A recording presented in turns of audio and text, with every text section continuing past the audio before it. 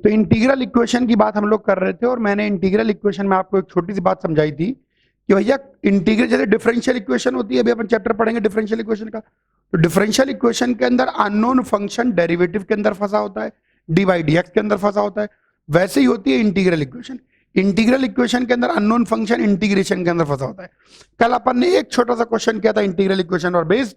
आज अब integral equation और बेस्ड एक और बहुत बढ़िया सवाल करने वाले हैं। इस सवाल को सब लोग ध्यान देंगे।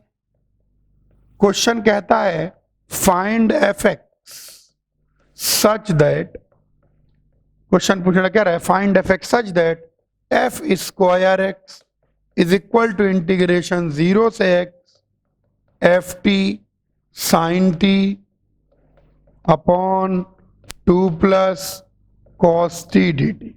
यह है इंटीग्रल इक्वेशन। कल भी मैंने आपको बताया था कि भैया इंटीग्रल इक्वेशन सॉल्व करने का मेथड बड़ा सिंपल है। हम क्या करते हैं, जो भी इंटीग्रल इक्वेशन दे रखी होती है उसको लेबनीज फॉर्मूला से डिफरेंशिएट कर देते हैं और वो बन जाती है डिफरेंशियल इक्वेशन। एफ एक्स को हम लोग हमेशा वाई से रिप्लेस करते हैं और एफ डैश एक्स को हम लोग हमेशा D Y by D X से रिप्लेस करते हैं। चलिए, तो ये इंटीग्रल इक्वेशन गिवन है। यहां पर जो लिमिट्स है वेरिएबल एक्स वो केवल इंटीग्रेशन के लिमिट में और इंटीग्रेशन में और कहीं नहीं है, तो हम दोनों ओर एक्स के रिस्पेक्ट में डिफरेंशिएट कर देते हैं। तो अगर हम दोनों ओर differentiate with respect to x, तो इधर आपके पास बन जाएगा 2f(x) into F dash x और इधर अपर लिमिट रखेंगे तो ये बन जाएगा F x sine x upon 2 plus cos x. X का डेरिवेटिव 1 और 0 का डेरिवेटिव 0, ये निकल के आ गया। दोनों ओर से क्लियरली आप देखिए कि एफ एक्स काट सकते हैं। क्वेश्चन में लिखा नहीं है, क्वेश्चन में गिवन है कि एफ एक्स जो है 0 नहीं है, तो इससे काट दीजिए नॉन जीरो क्वांटिटी को। एफ डैश एक्स को हम वापस से 2 times D Y by D X रख देते हैं, तो ये आ गया sine x upon 2 plus cos X. Integral equation को सॉल्व करने का स्ट्रेटजी या इंटीग्रल इक्वेशन को सॉल्व करने का मेथड बिल्कुल सेट है। आप इंटीग्रल इक्वेशन को डिफरेंशिएट करेंगे, लेबनीज फॉर्मूले का यूज करेंगे डेरिवेटिव ऑफ एंटी डेरिवेटिव निकालने में, डेफिनेट इंटीग्रेशन का डेरिवेटिव निकालने में, ताकि बिना इंटीग्रेट करे हम उसको डिफरेंशिएट कर लें। अच्छा, वैसे भी देखो इसको इंटीग्रेट कर नहीं सकते आप।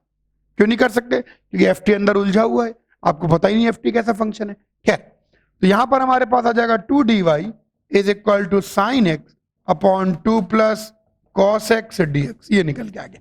दोनों और इंटीग्रेट कर दें, इसका इंटीग्रेशन 2i आ गया। यहां पर जरा हवा में कर लेते हैं, 2 प्लस कॉस एक्स को टी मानेंगे तो minus sine x d x d t हो जाएगा, तो minus d t by t बनेगा, माइनस एल एन टी बनेगा, एल एन 1 बाई टी बनेगा, यानी l n 1 upon 2 plus cos x plus सी। ये आ गया। इसका इंटीग्रेशन हवा में कर लो, कॉस एक्स का डेरिवेटिव माइनस साइन एक्स होता है, उसकी मदद से इंटीग्रेशन हवा में ही हो गया। ये आ गया हमारे पास 2y equal to ln 1 plus 2 cos x plus C. यहां तक गाड़ी पहुंच गई। अब मैंने आपको बताया, यानी आपको 2f(x) की वैल्यू पता लग गई कि ln of 1 upon 2 plus cos x plus सी। ये आ गया, लीजिए 2f(x) की वैल्यू। अब कांस्टेंट ऑफ इंटीग्रेशन हमेशा ओरिजिनल इक्वेशन से ही निकालनी है बाय पुटिंग डिफरेंट वैल्यूज। अगर हम यहां पर बात करने लग जाते हैं तो इस इक्वेशन के अंदर अगर आप पुट कर दे x को 0, अब आप बोलेंगे सर आपने x को 0 क्यों चुना? ऐसी वैल्यू आमतौर पर चुनते हैं ताकि अपर लिमिट लोअर लिमिट दोनों सेम हो जाए, क्योंकि 0 से 0 का इंटीग्रेशन 0 हो जाएगा, तो पुट x इक्वल टू 0, उससे हमको मिलता है कि एफ स्क्वायर 0 इज 0। कहने का मतलब f0 की वैल्यू 0 आनी चाहिए। तो इसके अंदर भी पुट कर दें x इक्वल टू 0, तो 2f0 की वैल्यू 0 आ जाएगी, is equal to ln 1/3 plus C, यानी c की वैल्यू ln 3। तो आपको मिल गया फंक्शन। ये लीजिए, ये 2f(x) है, 2 को नीचे ले जाइए, यहां पर हाफ आ गया, c की वैल्यू ln 3 है, जोड़ दीजिए ln of 3 upon 2 plus cos x। So this is the function that satisfies this particular integral equation। Copy करिए। दो गजब के क्वेश्चन आईटी ने पूछे थे इसी इंटीग्रल इक्वेशन पर बेस्ड। मतलब उसमें बोलोगे गजब की क्या बात है, उसमें गजब की बात थी। अभी जब हम दोनों क्वेश्चन करेंगे तो आपको गजब की बात समझ में आ जाएगी। एक बहुत अच्छा क्वेश्चन आईटी ने बोला था, find F x such that, एक ऐसा फंक्शन निकालिए such that f x is equal to x plus integration 0 से π/2, ये z जैसा लग रहा है, f x is equal to x plus integration 0 से pi by 2 sine of x plus y into f y d y. बहुत प्यारा question, बहुत प्यारा क्वेश्चन। यहां पर यार लेबनीज रूल लगाने का तो कोई प्रश्न ही पैदा नहीं होता, क्योंकि लेबनीज रूल जब हम लगाते हैं तो ऐसे वेरिएबल के रिस्पेक्ट में डिफरेंशिएट करते हैं जो वेरिएबल केवल इसकी लिमिट्स में हो, ऐसे वेरिएबल के रिस्पेक्ट में डिफरेंशिएट करते हैं जो वेरिएबल केवल इसकी लिमिट्स में हो, ठीक है। लेकिन यहां पर जो वेरिएबल केवल इसकी लिमिट में हो, इसकी लिमिट में तो कोई वेरिएबल ही नहीं है। यहां पर एक बात और मैं फिर से याद दिलाना चाहूंगा कि जिसके रिस्पेक्ट में आप इंटीग्रेट करते हैं यहां इंटीग्रेशन y के रिस्पेक्ट में है, तो y के अलावा बाकी सब कुछ कांस्टेंट है। जिस वेरिएबल के रिस्पेक्ट में इंटीग्रेशन होता है उस वेरिएबल के अलावा बाकी सब कांस्टेंट होता है। जिस वेरिएबल के रिस्पेक्ट में इंटीग्रेशन होता है उसके अलावा बाकी सब कांस्टेंट होता है। क्वेश्चन बहुत अच्छा है और आप देखिए कि कैसे हम लोग इसको निकालते हैं। एफ एक्स अपने को गिवन है x प्लस इंटीग्रेशन 0 से पाई बाई 2। खोल दीजिए इसको, f y sine x cos y plus f y cos x sine y d y, ये निकल के आ गया हमारे पास। तो यहां से एफ एक्स की वैल्यू आ जाएगी x प्लस, अब देखो इंटीग्रेशन y के रिस्पेक्ट में है, तो यहां से साइन एक्स को अगर मैं बाहर लूंगा इंटीग्रेशन 0 से pi by 2 f y cos y d y plus यहां से कॉस एक्स बाहर लूंगा इंटीग्रेशन 0 से pi by 2 f y sine y d y. चलिए बात करते हैं। उत्तेरी भाई साहब, अब एक गजब का राज बताने जा रहा हूं, आज राज खोलना ही पड़ेगा। ये पूरी की पूरी क्वांटिटी कोई ना कोई कांस्टेंट ए होगी और ये पूरी की पूरी क्वांटिटी कोई ना कोई कांस्टेंट बी होगी। क्यों होगी कांस्टेंट, मैं बताने जा रहा हूं। तो फंक्शन ही पता लग गया, x plus a sine x plus b cos x. यहां पर देखिए ये पूरी चीज कांस्टेंट क्यों होगी मैं समझाता हूं। देखो ध्यान से, ये पूरा का पूरा सिर्फ y का फंक्शन है, तो जब आप इंटीग्रेट करेंगे तो एक y का मसाला तैयार हो जाएगा जिसके अंदर वेरिएबल के नाम पर केवल y होगा और कोई वेरिएबल तो है ही नहीं, बाकी सब हमने गायब कर दिया है। अब वेरिएबल के नाम पर केवल y होगा और y की वैल्यू आप रख देंगे 0 और पाई बाई 2, तो y गायब हो जाएगा, सिर्फ आपको एक कांस्टेंट मिलेगा। उसी प्रकार से यहां पर देखें, ये चीज वेरिएबल के नाम पर इसमें सिर्फ y है, तो इंटीग्रेट करने के बाद भी आपको सिर्फ y का फंक्शन मिलेगा और उस y के फंक्शन में आप 0 और पाई बाई 2 रख देंगे तो कांस्टेंट हो जाएगा। ये ऑब्जर्वेशन है, तो हमें फंक्शन की फॉर्म मिल गई कि जो एफ एक्स निकल के आएगा वो x plus a sine x plus b cos x के फॉर्म का होगा। अब एकलौती चीज जो हमको पता करनी है वो पता करनी है ए और बी, कि ए और बी पता लग जाए तो अपना काम बन जाए। अब देखिए मैं बताता हूं कैसे ए और बी पता करेंगे। जिनको ए और बी माना है उन्हीं से ए और बी पता करेंगे। देखिए ध्यान से, देखिए ध्यान से, ए हमने किसको माना है, ए माना है 0 से pi by 2 f y cos y d y, यानी ए किसके बराबर हो गया 0 से पाई बाई 2, एफ वाई की वैल्यू रख दें x plus a sine y, o f y रखेंगे तो ये वाई होगा, y plus a sine y plus b cos y into cos y d y. देखिए एक लीनियर इक्वेशन बन गई ए और बी में। कैसे, ये देखिए 0 से pi by 2 y cos y d y plus a 0 से pi by 2 sine y cos y d y plus b 0 से pi by 2 cos square y d y. ये देखो ए और बी में एक लीनियर इक्वेशन आई है। ये इंटीग्रेशन की वैल्यू आप निकाल लेंगे, इस इंटीग्रेशन की वैल्यू आप निकाल लेंगे, इस इंटीग्रेशन की वैल्यू आप निकाल लेंगे। सिमिलरली आपको ए और बी में एक और लीनियर इक्वेशन मिलेगी। बी आपको गिवन है f y sine y d y, तो यानी बी की वैल्यू आ जाएगी 0 से pi by 2 y plus a sine y plus b cos y into sine y d y.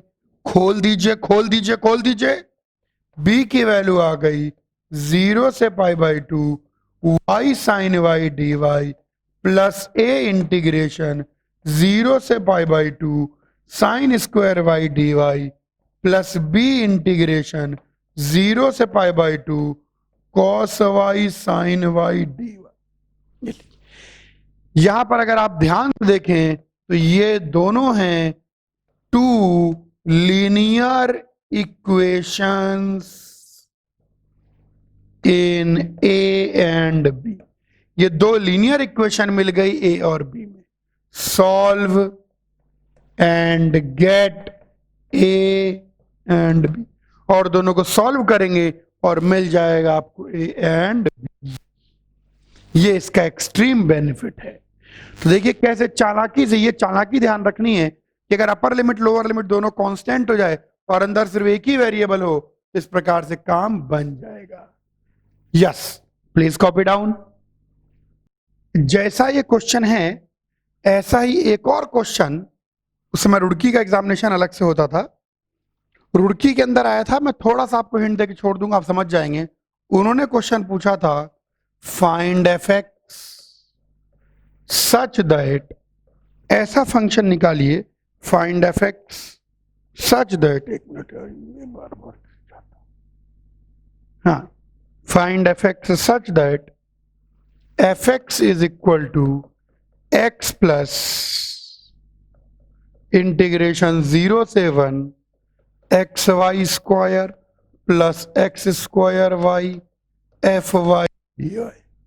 ये देखिए क्वेश्चन सेम प्रकार का है, सेम ही है। वापस से मैं दो बातें आपको दोहराना चाहूंगा कि इंटीग्रेशन जिस वेरिएबल के रिस्पेक्ट में होता है, यहां इंटीग्रेशन y के रिस्पेक्ट में है, तो इस इंटीग्रल के लिए y के अलावा सब कांस्टेंट है।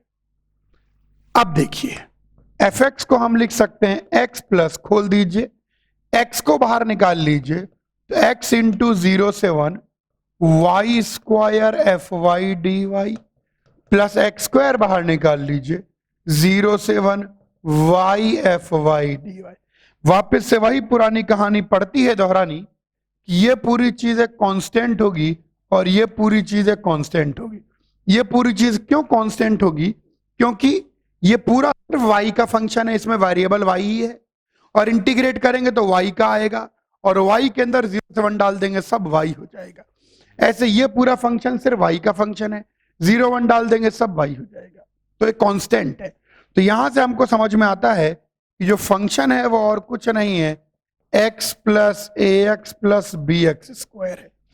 a प्लस 1 को कंबाइन कर लो, x को कंबाइन कर लो, a प्लस 1 को नया वेरिएबल c कह दो, या a ही चलने दो, हटाओ क्या करना है, चल जान दो, ये लीजिए। तो हम समझ गए कि फंक्शन और कुछ नहीं, फंक्शन सिर्फ एक क्वाड्रेटिक है। अब सवाल उठता है गुरुजी a और b कैसे निकालेंगे? तो जिनको a माना है b माना है उसी से निकलेगा। a किसके बराबर है? a बराबर है 0 से 1 y square f y d y, a बराबर हो गया 0 से 1 एफ वाई, यानी y plus a y plus b y square.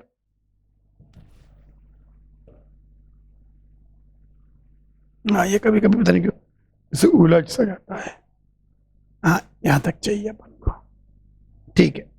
खोल दीजिए डी वाई, तो यहां पर a की वैल्यू आ जाएगी इंटीग्रेशन 0 से 1 y cube d y plus a time 0 से 1 y cube d y plus b time 0 से 1 y की पावर 4 डी वाई। ध्यान से देखिए a और b में लीनियर इक्वेशन बन गई। सिमिलरली आपने b किसको माना है? b आपने माना है 0 से 1 y f y d y को, यानी b की वैल्यू आ गई 0 से 1 y into y plus a y plus b y square d Y.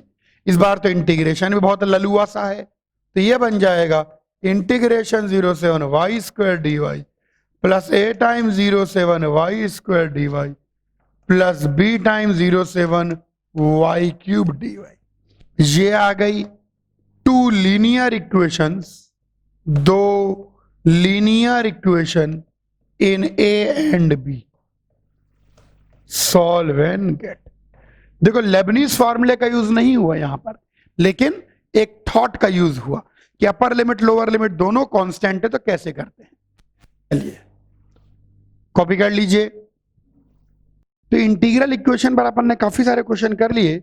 आइए अब हम लोग बात करने जा रहे हैं, मैंने बताया था कि 3-4 चीजें ही बची हुई हैं। डेफिनेट इंटीग्रेशन छोटा सा चैप्टर है, इसमें 3 तो अपन ने मेथड्स ऑफ इवैल्यूएशन देख लिए, कि भैया इनडेफिनिट इंटीग्रेशन की मदद से कैसे इवेलुएट करना है। दूसरा अपन ने देख लिया प्रॉपर्टीज का यूज, प्रॉपर्टीज से कैसे इवेलुएट करना है। और तीसरा मेथड अपन ने देख लिया कि भाई साहब बाय फर्स्ट प्रिंसिपल्स। उसके अंदर अपन ने देखा कि आईआईटी वाले क्या पूछते हैं, लिमिट ऑफ सम को डेफिनिट इंटीग्रेशन में कन्वर्ट करवा देते हैं। ये तो हो गए 3 मेथड ऑफ इवेलुएशन। उन 3 मेथड ऑफ इवेलुएशन के बाद एक लौती चीज मैंने और पढ़ाई, क्या, derivative of anti derivative Lebanese formula. अब मैं आपको बताने जा रहा हूं, अब मैं आपको सिखाने जा रहा हूं estimation of definite integral. Definite integration की वैल्यू को एस्टिमेट करना, estimation of definite integral. Estimate का मतलब क्या होता है, एस्टिमेट का मतलब क्या होता है, टू फाइंड अप्रॉक्स वैल्यू। जैसे अपन दुकान पर जाते हैं ना तो पूछते भाई एस्टिमेट कितना होगा, एस्टिमेट मतलब अंदाजन भाई इसके आसपास। अब सवाल उठता है कि गुरुजी एस्टिमेट क्यों करना पड़ रहा है। एस्टिमेट इसलिए करना पड़ रहा है, कोई अगर ऐसा फंक्शन आ जाए जो नॉन इंटीग्रेबल हो, अगर आप इंटीग्रेट कर लेंगे तो आप लिमिट्स रख देंगे, और लिमिट्स रख देंगे तो आपको एग्जैक्ट वैल्यू पता लग जाएगी। अगर आपने इंटीग्रेट कर लिया, लिमिट्स रख दी तो एग्जैक्ट वैल्यू पता लग गई। लेकिन अगर मान लो इंटीग्रेट ही नहीं हो रहा, नॉन इंटीग्रेबल है, तो क्या करेंगे, तो उसकी अप्रोक्सीमेट वैल्यू निकालेंगे। Estimation of definite integral generally used, इसका generally used to find approx value of integral of non integrable function. इसका जो आमतौर पर यूज आता है वो नॉन इंटीग्रेबल फंक्शन के इंटीग्रल की, इंटीग्रल बोलो तो डेफिनिट इंटीग्रल की वैल्यू निकालने काम में आता है। क्योंकि अगर मान लो वो इंटीग्रेबल है, अगर वो इंटीग्रेट हो ही रहा है, तो काय बात का एस्टिमेशन करेंगे, फिर तो एग्जैक्ट वैल्यू ही पता लग जाएगा भैया ये वैल्यू है। तो आमतौर पर एस्टिमेशन का मतलब होता है अप्रोक्सीमेट वैल्यू निकालना। और इसकी जरूरत क्यों पड़ी, इसकी जरूरत इसलिए पड़ी कि एक नॉन इंटीग्रेबल फंक्शन मिल गया हमको, एक ऐसा फंक्शन मिल गया जिसका इंटीग्रेशन करना पॉसिबल नहीं था, तो नॉन इंटीग्रेबल फंक्शन मिल गया। तो भाई साहब चलिए, अच्छा, एस्टिमेट करने के, अप्रोक्सीमेट वैल्यू निकालने के 3-4 मेथड है, मैं एक एक करके समझाऊंगा, आप ध्यान देंगे। सबसे पहला मेथड है, इस मेथड का नाम हमने रखा है रेक्टेंगल अप्रोक्सीमेशन। जैसा नाम वैसा काम, इसका नाम क्या है, रेक्टेंगल अप्रोक्सीमेशन। रेक्टेंगल अप्रोक्सीमेशन में आपको समझाता हूं। मान लीजिए ये कोई फंक्शन का ग्राफ है और ये है x इक्वल टू ए और ये है x इक्वल टू बी। तो हम लोग जानते हैं कि integration a to b fx dx ये क्या देगा, ये हमको देगा एरिया अंडर द कर्व। ये तो हमको पता ही है, अब पूरा हमने डेरिवेशन भी कर लिया। अब जरा ध्यान देंगे, इसकी मिनिमम वैल्यू पर आप एक रेक्टेंगल खींचिए, क्योंकि आपने मिनिमम वैल्यू पर रेक्टेंगल खींचा है, कर्व हमेशा उसके ऊपर है, तो एरिया अंडर द कर्व इससे बड़ा ही होगा। और इसके मैक्सिमम वैल्यू पर एक रेक्टेंगल खींचिए,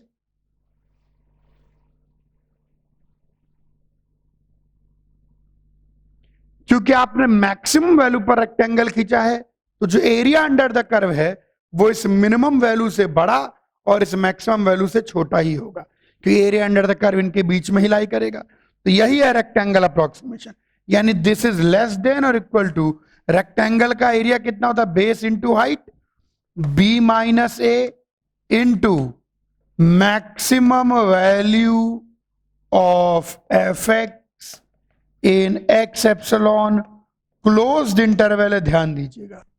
और ये किससे बड़ा होगा, ये बड़ा होगा base into minimum value of f x in x epsilon closed interval A comma.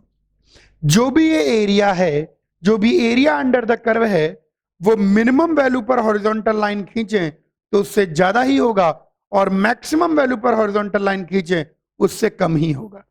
अब फंक्शन का इंटीग्रेशन ना भी संभव हो, लेकिन मिनिमम और मैक्सिमम वैल्यू तो निकाल ही लेंगे। Yes, this is first method of approximation which is known as rectangle approximation, कि भैया एरिया अंडर द कर्व उसकी मिनिमम से ऊपर ही होगा और मैक्सिमम से नीचे ही होगा और मिनिमम से ऊपर ही होगा। कॉपी करो और मेथड्स बताऊं। ये तो हो गया रेक्टेंगल अप्रोक्सीमेशन, रेक्टेंगल बना के अप्रोक्सीमेट करना। आइए यहीं पर आपको मेथड 2 बताएं। मेथड 2 का नाम है फंक्शनल अप्रोक्सीमेशन। बिल्कुल ध्यान से देखेंगे, फंक्शनल अप्रोक्सीमेशन। अगर अपन फंक्शनल अप्रोक्सीमेशन की बात करें, ध्यान से आप देखिए फंक्शनल अप्रोक्सीमेशन को। फंक्शनल अप्रोक्सीमेशन का मतलब फंक्शन की मदद से अप्रोक्सीमेट करना। फंक्शनल अप्रोक्सीमेशन का मतलब फंक्शन की मदद से अप्रोक्सीमेट करना। सुने ध्यान से फंक्शनल अप्रोक्सीमेशन की बात, सुनो ध्यान से। अब हमको भाई क्या करना है, ए से b f x d x, इसको एस्टिमेट करना है। टू एस्टिमेट, इसको एस्टिमेट करना है तो हमको क्या करना पड़ेगा, इससे एक बड़ा फंक्शन ढूंढना है और इससे एक छोटा फंक्शन ढूंढना है। इससे एक बड़ा, अब बड़ा ऐसा ढूंढना जो इंटीग्रेबल हो और छोटा भी ऐसा ढूंढना जो इंटीग्रेबल हो। तो h x and g x both integrable. बस, तो अगर ये g से छोटा है और h से बड़ा है तो integration a to b f x d x will be less than equal to integration a to b g x d x and this will be greater than equal to integration a to b hx dx। बस होगी approximate value. ये जो value है ये इससे छोटी होगी और इससे बड़ी होगी। यहां पर एक बात मैं बताना चाहूंगा कि इनइक्वालिटीज को इंटीग्रेट कर सकते हैं लेकिन डिफरेंशिएट नहीं कर सकते। ध्यान रखना कि inequalities can be integrated but cannot be differentiated। Inequality को इंटीग्रेट तो कर सकते हैं लेकिन डिफरेंशिएट नहीं कर सकते। Inequalities can be integrated but can not be differentiated. Copy करिए ध्यान से। हाँ, ये हो गया मेथड 2। एक आखिरी मेथड और बताना है, मेथड 3। मेथड 3 का नाम है, पता नहीं क्यों लग जाता है, मॉडुलस अप्रोक्सीमेशन। ये 3 मेथड हैं जिनकी मदद से हम लोग अप्रोक्सीमेशन करते हैं। मेथड 3 का नाम है मॉडुलस अप्रोक्सीमेशन। आइए मॉडुलस अप्रोक्सीमेशन को देखें। कॉमन सेंस की बात आज लिखने जा रहा हूं, देखें आप लोग समझ पाते हैं कि नहीं। Integration a to b f x d x will be less than equal to modulus integration a to b f x d x which is less than equal to integration a to b mod fx dx। बहुत ही common sense की बात लिखी है, पता नहीं आपके पल्ले पड़ी कि नहीं पड़ी, फिर भी समझा देते हैं। यहां पर इसका इंटीग्रेशन का मॉड ले लिया। अगर ये वैल्यू पॉजिटिव आ रही होगी तो दोनों बराबर होंगे, लेकिन अगर नेगेटिव आ रही होगी तो ये इससे बड़ा हो जाएगा और ये चीज ऑब्वियसली इससे बड़ी होगी। क्यों बड़ी होगी? क्योंकि इसमें इंटीग्रेशन के बाद मॉड ले रहे हो। तो अगर आप इंटीग्रेशन के बाद मॉड ले रहे हैं तो जो एरिया घटना था वो तो घट गया। मान लो ये एरिया A1 है, ये एरिया A2 है, ये एरिया A3 है, तो ये क्या लिखा हुआ है, ये modulus of A1 minus A2 plus A3 लिखा हुआ है। जबकि ये क्या लिखा हुआ है, ये mod A1 plus mod A2 plus mod A3 लिखा हुआ है। तो कॉमन सेंस की बात है कि sum of mod of sum is less than equal to sum of mod, तो ये इससे छोटा होगा। ये हैं 3 मेथड्स ऑफ अप्रोक्सीमेशन। अब अपन इन पर करेंगे सवाल। कॉपी कर लीजिए पहले आप।